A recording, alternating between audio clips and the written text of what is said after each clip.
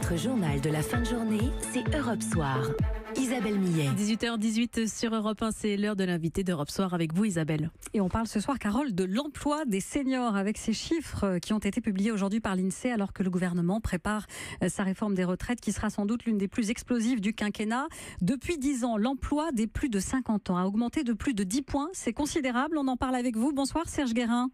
Mais dommage. Vous êtes sociologue, spécialiste des seniors, auteur de la Silver Economy aux éditions La Charte. La Silver Economy, c'est l'économie des seniors, c'est ça ? Oui, c'est ça. C'est l'offre de produits et services qui essaie de viser ce public-là. Alors, d'abord, précision importante pour poser le débat. À partir de quand est-on considéré comme senior dans le marché du travail ? Alors, la réalité, c'est pas celle des chiffres de l'INSEE, parce que l'INSEE prend les plus de 50 ans.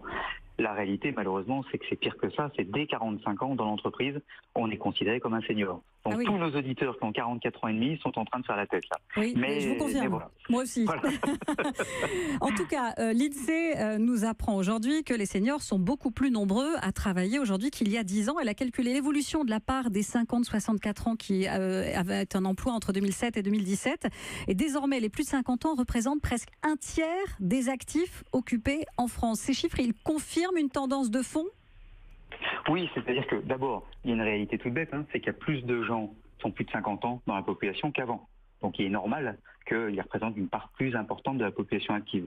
Le deuxième élément, c'est qu'on a eu une culture, nous, très très forte, où en fin de compte, on mettait dehors les plus âgés extrêmement tôt, et que par ailleurs, cela avait même intérêt, d'une certaine manière, à partir. Or, tout ça a pas mal changé, a pas mal évolué. Les différentes réformes ont conduit à ce que les gens cherchent à rester plus longtemps, parce que sinon, de toute manière, ou légalement, ils n'ont pas le droit de le faire, ou sinon, financièrement, ils se retrouvent dans une situation difficile. Oui, c'est ce que j'allais vous demander. Ces chiffres, on les explique aussi donc par les réformes successives des retraites. Ah oui, tout à fait. C'est-à-dire qu'on avait eu l'idée en 81-82 de passer la retraite de 65 à 60 ans. Et puis par ailleurs, il y avait plein de systèmes de pré-retraite depuis les années 70. Ce qui fait qu'on avait inventé quelque chose d'assez original. Plus l'espérance de vie augmentait, plus l'espérance de vie professionnelle diminuait. Et évidemment, au bout d'un moment, financièrement, ça ne peut plus tenir, oui. Voilà. Et donc, quand on a inventé la retraite, dans les années 45, il y avait 3 millions de retraités et l'espérance de vie était autour de 68 ans. Vous voyez, aujourd'hui, il y a 17 millions de retraités, l'espérance de vie est au-delà de 85 ans. Donc évidemment, on n'est pas tout à fait dans la même situation. Autre constat, on travaille plus longtemps, mais on travaille moins. Alors, après, quand on regarde un peu plus les chiffres, d'abord, il faut rappeler que, certes, le taux d'activité a augmenté, mais il est supérieur au taux d'emploi. C'est-à-dire qu'il y a aussi beaucoup de gens, beaucoup de seniors qui se retrouvent au chômage. Donc c'est aussi une réalité qu'il ne faut pas oublier. Le taux de chômage des seniors sous le quinquennat Hollande a augmenté de 50%.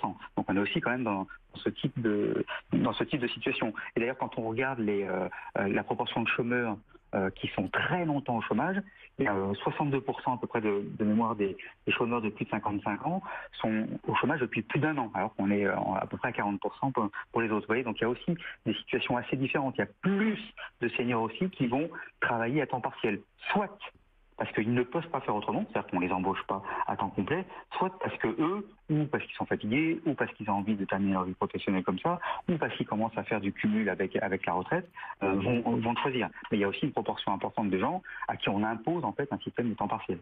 J'ai retrouvé une étude d'Audencia Humanis qui nous dit que l'argent, c'est quelque chose qui préoccupe beaucoup les seniors aujourd'hui. Ils s'inquiètent davantage d'éventuels problèmes d'argent que pour leur propre santé.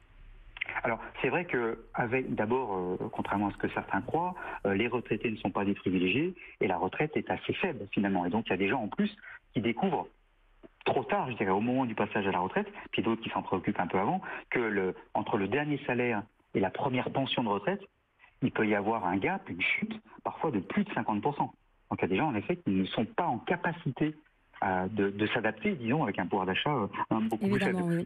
Donc oui, il y a une crainte très forte, plus la crainte, parce que vous dites c'est en dessous de la santé, mais les gens se disent aussi, est-ce que j'aurai les moyens de me financer, de me soigner également si ça va mal, oui. Voilà, c'est ça. Merci beaucoup Serge Guérin, sociologue spécialiste des seniors. On aura certainement l'occasion de reparler de ce sujet très souvent dans les prochaines semaines et dans les prochains mois.